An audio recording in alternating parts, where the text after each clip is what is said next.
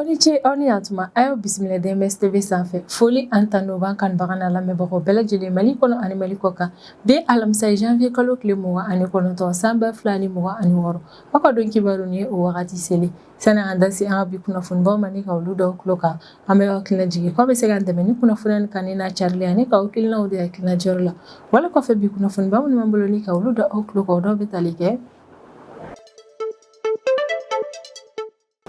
an bɛ wagati min na i n'a fɔ ko bi min yɛrɛ kɔni an ka Mali lakanatigilamɔgɔw olu cɛsirilen don ka fɛɛrɛ bɛɛ lajɛlen yɛrɛ kɔni latigɛ walasa min yɛrɛ kɔni sonyɛnen ye fo ka taa se walejugukɛw ma an ka Mali jamana kɔnɔna na ka dankari o la o ko hukumu yɛrɛ de kɔnɔna janvier kalo tile 21 tɛmɛnen san 2026 min yɛrɛ kɔni Sabalibugu commissariat de police ma olu y'u bolo da maa fila yɛrɛ kɔni ka maa fila minnu yɛrɛ kɔni sen donna sonyɛni baara dɔ yɛrɛ kɔnɔna san 2025 wagati yɛrɛ kɔnɔna.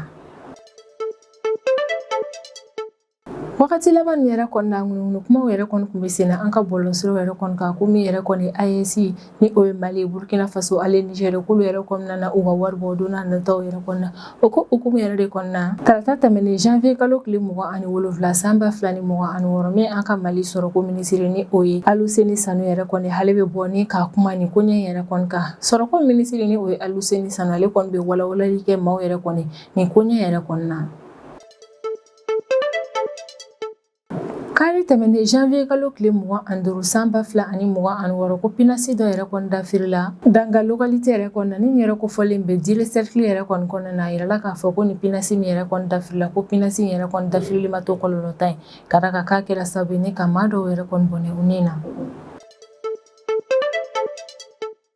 Ko kabini tɛnɛ tɛmɛnen janvier kalo tile 26 san 2026 min yɛrɛ kɔni Yoroso cercle école publique yɛrɛ kɔni k'olu yɛrɛ kɔni tɛ ka kalan kɛ ka da kan min yɛrɛ kɔni Yoroso école publique yɛrɛ kɔni école karamɔgɔ olu kɔni kɛmɛ ni ka baarajɔ dɔ yɛrɛ kɔni bolo da ka da kan k'olu ka janvier kalo yɛrɛ kɔni sara wari ma don wa fɔlɔ.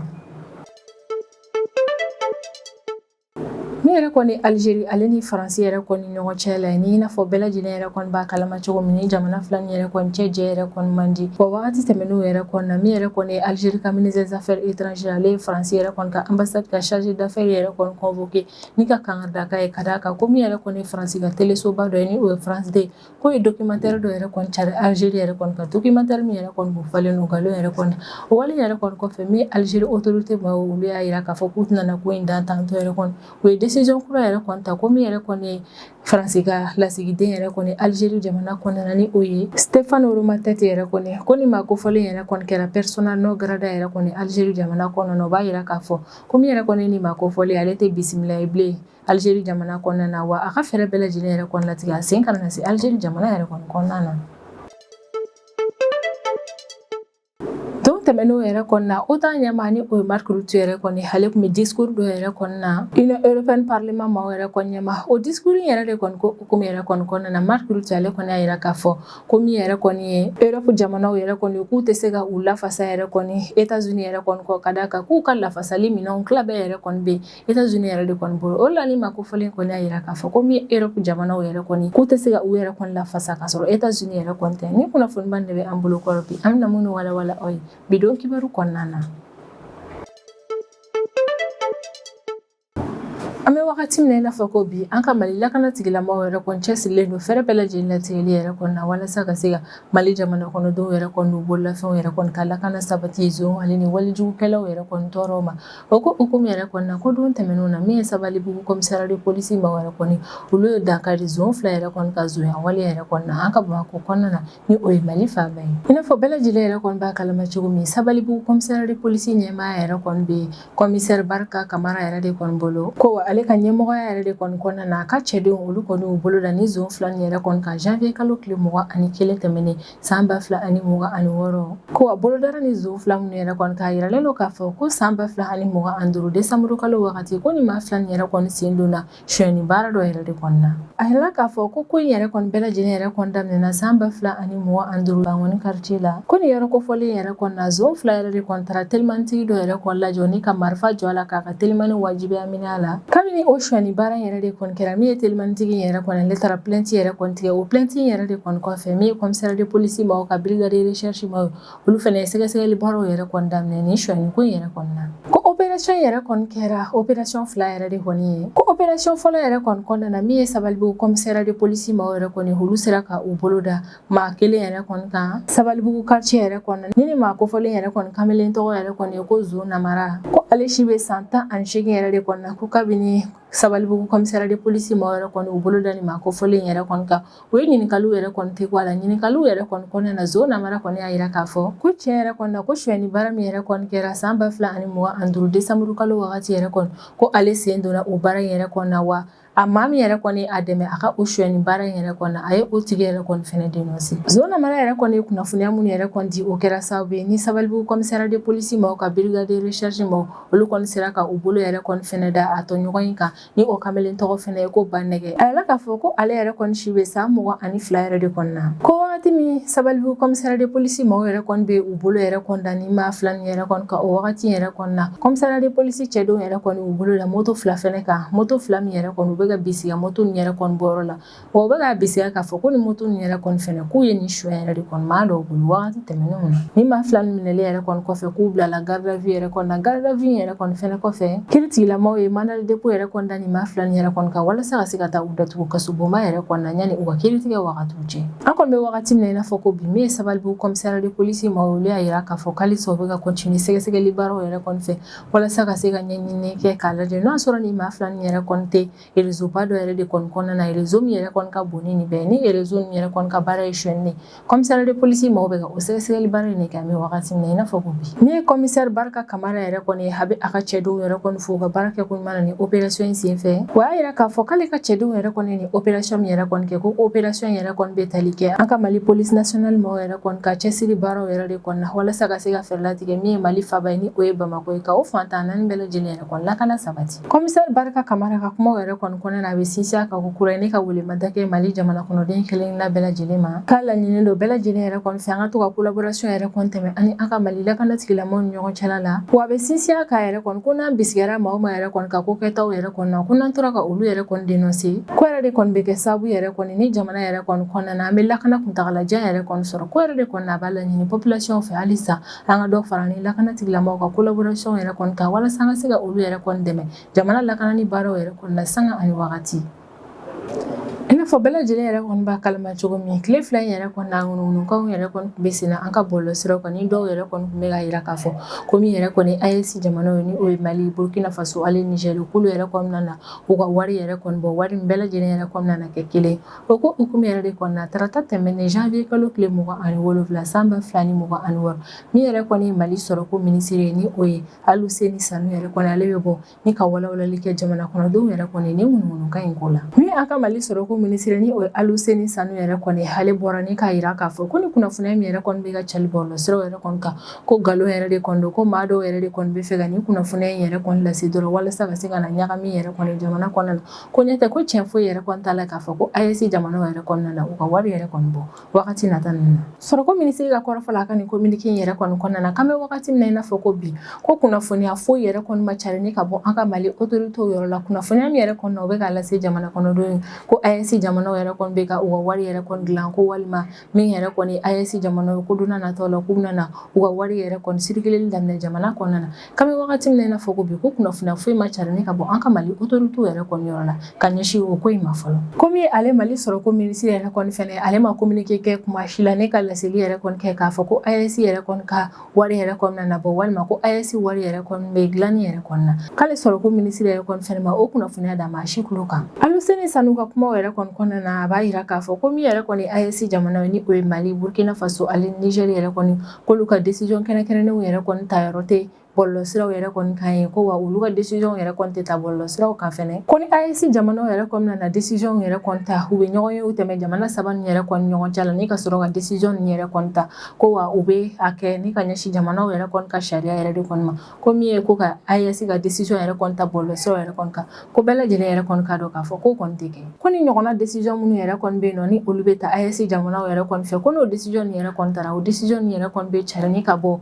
gouvernement maaw yɛrɛ de kɔni ka bɔlɔlɔ siraw yɛrɛ kɔni kan komi ye ko k'a fɔ ko ɲɔgɔnna décision yɛrɛ kɔni bɛ fuite kɛ bɔlɔlɔ siraw yɛrɛ kɔni kan k'o tɛ se ka kɛ cogoya si la ko ni ɲɔgɔnna décision yɛrɛ kɔni taara a bɛ bila jamana gouvernement yɛrɛ kɔni kan bɔlɔlɔ siraw yɛrɛ de kɔni kan ni o ye kunnafoni di sira jɛlenw de ye sɔrɔko minisiri yɛrɛ kɔni ka kumaw yɛrɛ kɔni kɔnɔna na a b'a yira k'a fɔ ko ka sanga ni kunnafoni kolon yɛrɛ kɔni carili cayali ye kosɛbɛ AES jamanaw yɛrɛ kɔni kan k'olu b'a laɲini Mali jamana yɛrɛ kɔni kɔnɔna na kunnafoni di siraw ale ni jamana kɔnɔdenw yɛrɛ kɔni an ka se ka kow yɛrɛ kɔni bɔ ɲɔgɔn na kosɛbɛ an ka to ka sɛgɛsɛgɛli baaraw caya an ka kunnafoniya sɔrɔlenw na ko kunnafoni minnu yɛrɛ kɔni ye kunnafoni sensible yɛrɛ kɔni ye ko walasa i ka se ka olu yɛrɛ kɔni lasɔrɔ k'a laɲini n'o i fɛ yɛrɛ kɔni k'i sɔgɔlen to jamana gouvernement mɔgɔ yɛrɛ kɔni ka bɔlɔlɔ siraw de la ka d'a kan kuma tiɲɛ yɛrɛ kɔni bɛ bɔ o yɔrɔ ninnu de la ko ni kunnafoniya fɛn fɛn yɛrɛ kɔni sɔrɔ ko min yɛrɛ kɔni taara jamana autorité yɛrɛ kɔni fɛ k'i ka taa a layɛ source yɛrɛ kɔni yɔrɔ la k'a sɛgɛsɛgɛ ko ɲuman n'a sɔrɔ kunnafoniya yɛrɛ kɔni ye tiɲɛ yanni i ka kunnafoniya yɛrɛ kɔni cari ne yɛrɛ kɔni ye sɔrɔ ko minisiri a y'a yira k'a fɔ ko ale ni a ka maaw yɛrɛ kɔni cɛsirilen don fɛɛrɛ bɛɛ lajɛlen latigɛ la walasa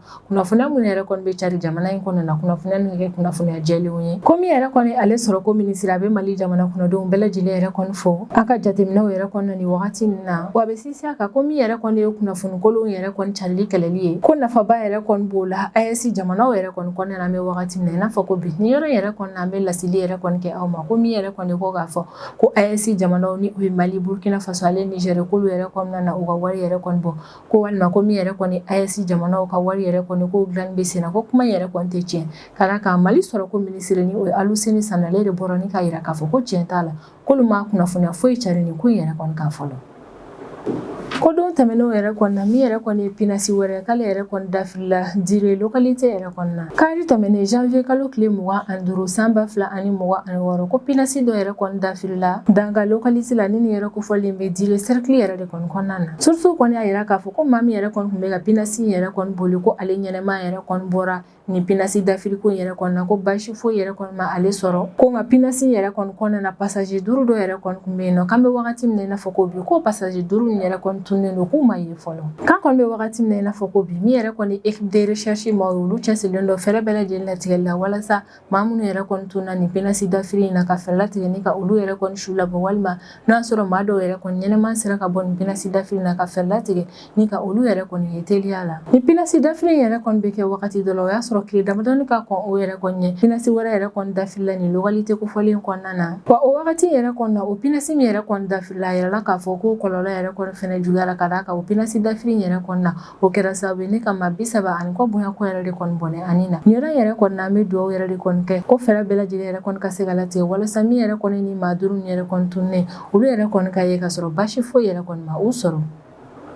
ko kabini tɛnɛn tɛmɛnen janvier kalo tile 26 san 2026 min yɛrɛ kɔni Yoroso cercle école publique école karamɔgɔw yɛrɛ kɔni k'olu yɛrɛ kɔni bɛ baarajɔ yɛrɛ kɔni na kabini nin don kofɔlen yɛrɛ kɔni na Yoroso cercle kɔnɔna na serew kɔni y'a yira k'a fɔ ko min yɛrɛ kɔni Yoroso école publique école karamɔgɔw yɛrɛ kɔni k'olu y'a yira k'a fɔ k'u ka janvier kalo sara yɛrɛ kɔni ma d'u ma ko yɛrɛ de kɔni kɛra sababu u kɔni bɛ baarajɔ yɛrɛ kɔni na an bɛ wagati min na i n'a fɔ o bi a yira k'a fɔ ko Yoroso école karamɔgɔw yɛrɛ kɔni ka nin baarajɔ yɛrɛ kɔni bɛ kɛ wagati dɔ la o y'a sɔrɔ min yɛrɛ kɔni ye Yoroso lycée yɛrɛ kɔni 10e ni 11e mɔgɔw yɛrɛ kɔni olu ka trimestre yɛrɛ kɔnɔna na kɛ dɔgɔkun kelen yɛrɛ kɔni ni o bɛ kɛrɛnkɛrɛnnenya la tɛnɛn nata yɛrɛ de kɔni ma ni yɔrɔ in na an bɛ laɲini kɛ an ka Mali autorité yɛrɛ kɔni fɛ k'a laɲini u fɛ u ka fɛɛrɛ bɛɛ lajɛlen yɛrɛ kɔni latigɛ min yɛrɛ kɔni Yoroso école karamɔgɔ olu ka kalo saraw yɛrɛ kɔni ka se ka di olu ma walasa u bɛ se ka taa kalan yɛrɛ kɔni kɛ ekɔlidenw kun ka d'a kan min yɛrɛ kɔni ye 10e ni 11e ekɔlidenw yɛrɛ kɔni olu kan ka k'u ka trimestre yɛrɛ kɔni kɛ tɛnɛn nata in na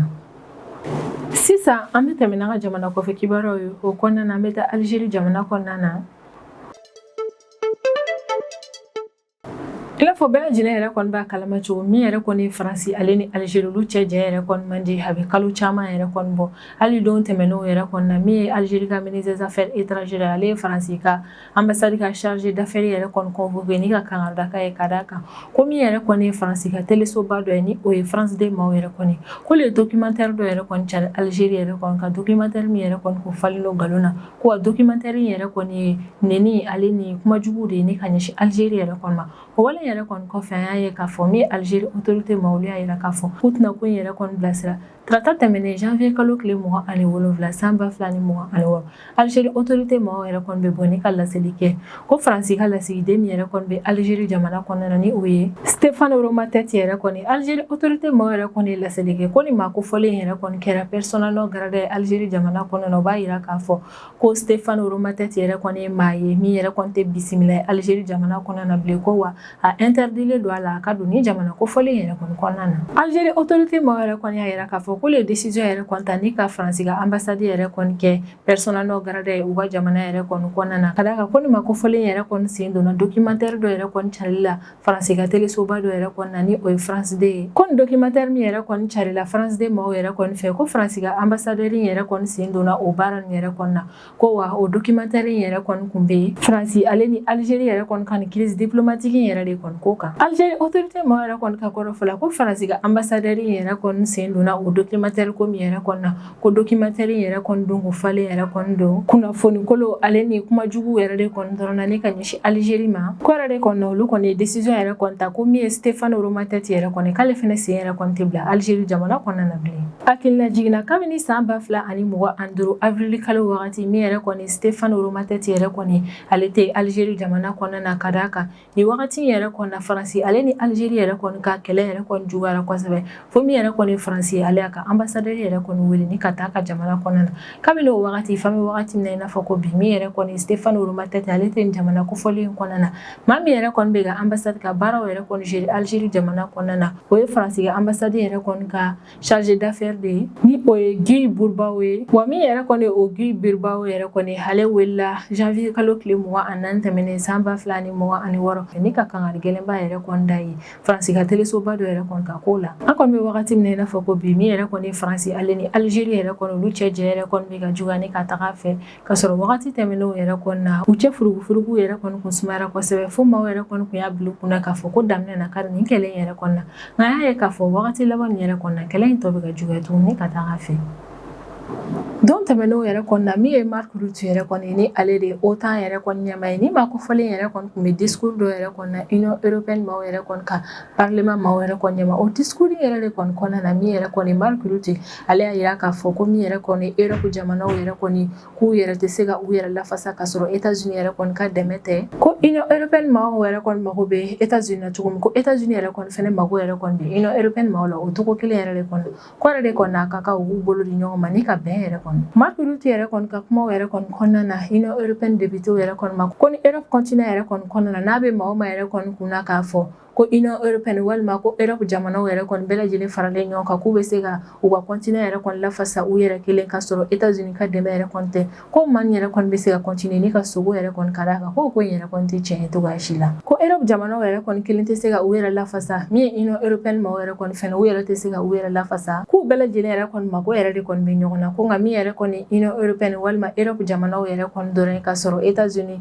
ka dɛmɛ yɛrɛ kɔni tɛ k'u tɛ se ka u yɛrɛ lafasa cogoya si la Marc Rutte ka kumaw yɛrɛ kɔni kɔnɔna a bɛ walawalali yɛrɛ kɔni kɛ ko ni européen yɛrɛ kɔni bɛ fɛ ka fɛɛrɛ latigɛ ni ka jɛkulu dɔ yɛrɛ kɔni sigi sen ka jɛkulu min yɛrɛ kɔni na u bɛ se ka u yɛrɛ kɔni lafasa ka sɔrɔ États-Unis ka dɛmɛ yɛrɛ kɔni tɛ ko n'u yɛrɛ kɔni bɛ fɛ ka o yɛrɛ kɔni kɛ u k'a dɔn k'a fɔ ko musaka yɛrɛ kɔni ka ca kosɛbɛ ka d'a kan ko Union européenne jamana kelen kelennaw yɛrɛ kɔni n'i y'u bɛɛ lajɛlen yɛrɛ kɔni ka PIB yɛrɛ kɔni ta ko kɛmɛ sara la u bɛɛ lajɛlen bɛ tan yɛrɛ de kɔni bɔ u ka PIB la ni ka o yɛrɛ kɔni fara ɲɔgɔn kan walasa ka se ka u yɛrɛ kɔni lafasa ka sɔrɔ États-Unis yɛrɛ kɔni ka dɛmɛ tɛ ko wa Europe jamanaw yɛrɛ kɔni fɛnɛ ka fɛɛrɛ yɛrɛ kɔni latigɛ ni ka arme nucléaire yɛrɛ kɔni dilan u yɛrɛ kɔni tɔgɔ la walasa ka se ka u yɛrɛ kɔni lafasa ko n'u dun ko k'u bɛ o yɛrɛ kɔni kɛ o ye euro miliyari caman yɛrɛ de kɔni ye ko n'u dun yɛrɛ kɔni ye décision yɛrɛ kɔni ta k'a fɔ k'u yɛrɛ kɔni bɛ jɛkulu dɔ sigi sen kan walasa Europe jamanaw ka se ka u yɛrɛ lafasa ka sɔrɔ États-Unis ka dɛmɛ yɛrɛ kɔni tɛ ko n'u ko k'u bɛ o ko in yɛrɛ kɔni kɛ min fɛnɛ États-Unis yɛrɛ kɔni ale bɛ ka parapluie nucléaire min yɛrɛ kɔni biri Europe jamanaw bɛɛ lajɛlen yɛrɛ kɔni kan ko États-Unis fɛnɛ bɛ o minɛ u yɛrɛ kɔni na n'o dun yɛrɛ kɔni kɛra u bɛ kɛ jamana yɛrɛ kɔni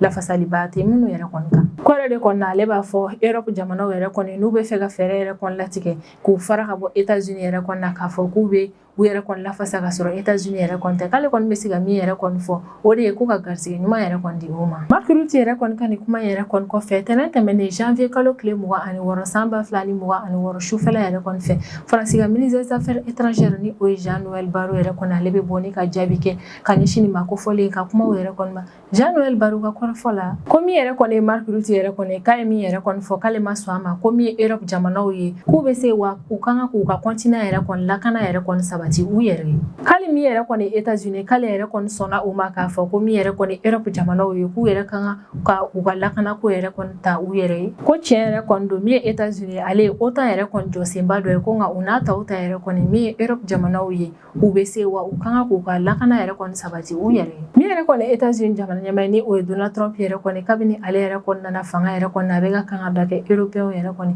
Donald Trump ka kuma yɛrɛ kɔni a y'a jira k'a fɔ ko min ye Européens yɛrɛ kɔni k'u kan ka dɔn k'a fɔ ko wagati yɛrɛ kɔni sera u ka fɛɛrɛ latigɛ u ka se ka u ka lakana yɛrɛ kɔni sabati u yɛrɛ ye ka d'a kan ko États-Unis ta in yɛrɛ kɔni k'a tɛna na laban. Kabini o wale yɛrɛ kɔni kɛra Europe jamanaw yɛrɛ kɔni bɛ ka fɛɛrɛ latigɛ ni ka u yɛrɛ kɔni ka lafasali kow yɛrɛ kɔni tɔ sinsin kosɛbɛ wa o ko yɛrɛ kɔni hukumu yɛrɛ kɔni na u b'u ka kɛlɛkɛminɛn dilanyɔrɔ yɛrɛ kɔni renforcer kosɛbɛ nka n'aw taw ta yɛrɛ kɔni baara in yɛrɛ kɔni tɔ ka jan kosɛbɛ. A kɔni bɛ wagati min na i n'a fɔ ko bi min yɛrɛ kɔni Européens yɛrɛ kɔni olu jɔrɔlen don kosɛbɛ ka d'a kan min ye Donald Trump ale kɔni y'a jira k'a fɔ ko min ye États-Unis k'a tɛna se ka a si yɛrɛ kɔni kɛ Europe jamanaw yɛrɛ kɔni lakanani baaraw la. Wale de kɔni na Europe jamanaw yɛrɛ kɔni bɛ ka fɛɛrɛ latigɛ ni ka u ka kɛlɛkɛminɛn dilanyɔrɔ yɛrɛ kɔni renforcer kosɛbɛ walasa ka se ka bɔ États-Unis yɛrɛ kɔni ka mara yɛrɛ kɔni kɔnɔna na nka Mark Rutte ni ale de OTAN ɲɛmaa ale kɔni y'a jira k'a fɔ ko min ye Européens yɛrɛ kɔni k'u k'a dɔn k'a fɔ k'u yɛrɛ kɔni tɛ se ka u yɛrɛ kɔni lafasa ka sɔrɔ États-Unis ka dɛmɛ yɛrɛ kɔni tɛ. Nin bɛ dan sigi an ka bidon kibaru la an b'an kanubaga n'a lamɛnbagaw bɛɛ lajɛlen fo Mali kɔnɔ ani Mali kɔ kan an bɛ hakilina jigin k'aw bɛ se k'an dɛmɛ ni kunnafoniya ni kanni n'a carili ani k'aw hakilinaw di hakilina jiyɔrɔ la wali kɔfɛ an b'a fɔ a ɲɛna ko aw k'an bɛn a ɲɔgɔnna wɛrɛ ma.